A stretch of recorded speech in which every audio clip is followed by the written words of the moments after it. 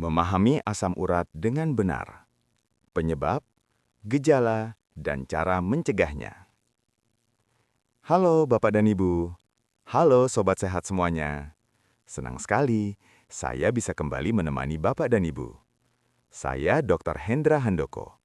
Dan pada kesempatan kali ini, saya ingin membahas satu topik yang sangat sering disalahpahami, terutama di usia lanjut, yaitu penyakit asam urat. Banyak orang bilang, "Dok, asam urat saya tinggi, badan rasanya pegal semua. Leher saya kaku, pasti asam urat. Kalau capek dikit, asam urat kambuh." Padahal, tidak semua keluhan pegal dan nyeri itu disebabkan oleh asam urat. Nah, di video ini, saya ingin mengajak Bapak dan Ibu memahami asam urat dengan benar, supaya tidak salah paham, tidak salah menyalahkan, dan tidak salah penanganan. Apa itu asam urat? Bapak dan Ibu, asam urat adalah hasil akhir dari metabolisme zat bernama purin. Purin ini banyak terdapat dalam makanan tinggi protein tertentu, terutama jeroan dan beberapa jenis makanan lainnya. Dalam kondisi normal, purin diolah di dalam tubuh, berubah menjadi asam urat, lalu dibuang melalui ginjal lewat urin. Jadi sebenarnya, asam urat itu normal dan dibutuhkan, selama kadarnya tidak berlebihan. Dua kondisi yang sering tertukar. Penyakit yang berhubungan dengan asam urat dibagi menjadi dua, dan ini sering tertukar. 1. Asam urat tinggi atau hiperurisemia. Kadar asam urat di darah tinggi. Tidak ada nyeri sendi. Tidak ada pembengkakan. Kondisi ini sering tanpa gejala sama sekali. 2. Serangan asam urat atau gout. Asam urat membentuk kristal, masuk ke dalam sendi, menyebabkan sendi bengkak, merah, nyeri hebat, sulit digerakkan. Inilah yang disebut penyakit asam urat yang sebenarnya. Kenapa serangan asam urat sakit sekali? Kristal asam urat itu, kalau dilihat di bawah mikroskop, bentuknya seperti jarum-jarum kecil. Bayangkan, jarum masuk ke dalam sendi. Sendi dipakai untuk bergerak. Pasti sangat sakit, meradang, dan bengkak. Itulah sebabnya serangan asam urat terasa sangat nyeri.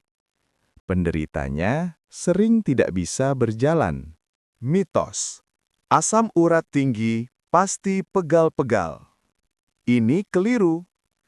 Asam urat tinggi dalam darah tidak menimbulkan gejala selama belum terjadi serangan ke sendi.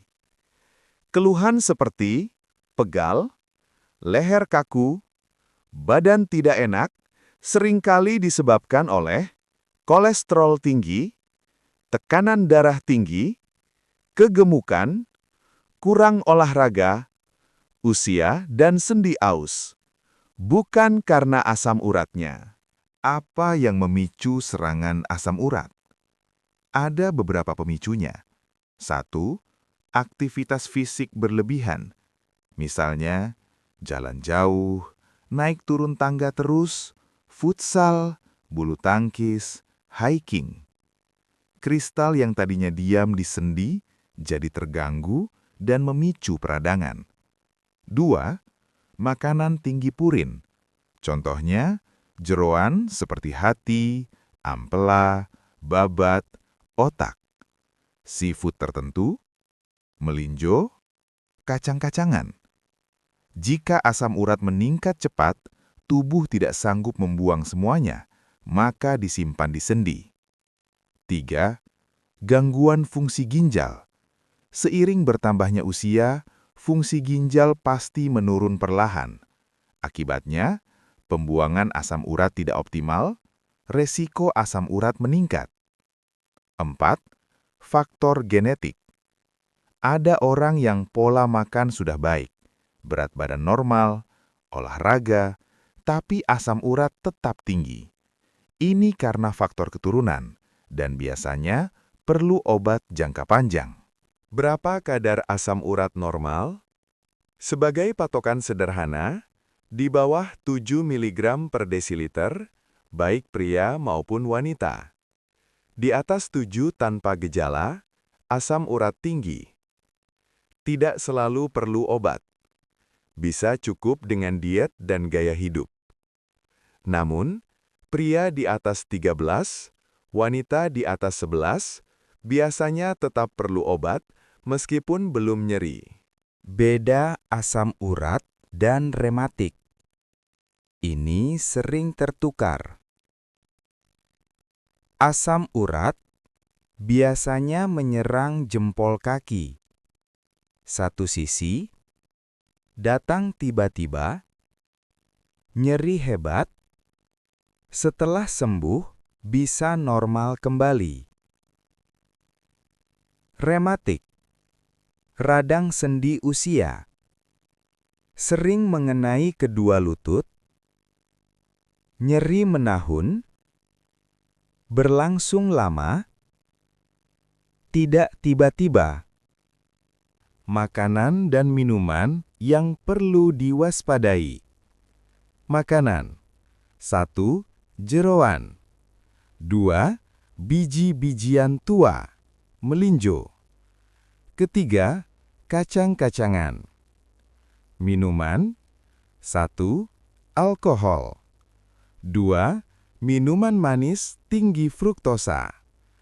Ketiga, minuman kemasan manis. Keempat, kopi. Dalam jangka panjang, bisa menurunkan asam urat. Tapi pada sebagian orang, awal minum bisa memicu serangan. Jadi harus hati-hati dan disesuaikan kondisi. Bapak dan Ibu yang saya hormati, asam urat bukan sekadar angka di hasil laboratorium, dan tidak semua nyeri sendi berarti asam urat. Dengan memahami penyebabnya, gejalanya, dan pemicunya, kita bisa mencegah serangan sejak dini, menjalani aktivitas harian dengan lebih nyaman, dan tidak perlu takut berlebihan. Ingat Bapak dan Ibu, kunci kesehatan di usia lanjut adalah pengetahuan, kebiasaan baik, dan ketenangan hati. Jika Bapak dan Ibu merasa video ini bermanfaat, saya mohon bantuannya untuk menekan tombol like agar video ini bisa menjangkau lebih banyak orang, membagikan atau share ke keluarga, sahabat, atau grup WhatsApp agar semakin banyak yang paham, dan subscribe channel ini supaya Bapak dan Ibu tidak ketinggalan video edukasi kesehatan berikutnya. Saya juga sangat senang jika Bapak dan Ibu berkenan menulis di kolom komentar usia Bapak atau Ibu, tinggal di kota atau daerah mana, dan apakah pernah mengalami keluhan asam urat atau nyeri sendi. Dengan begitu, kita bisa saling belajar, saling menyemangati, dan saling menguatkan. Saya Dr. Hendra Handoko, terima kasih sudah menyimak sampai akhir. Semoga Bapak dan Ibu selalu sehat, langkah kaki terasa lebih ringan, dan kualitas hidup semakin baik. Sampai bertemu di video edukasi kesehatan berikutnya. Salam sehat untuk Bapak dan Ibu semua.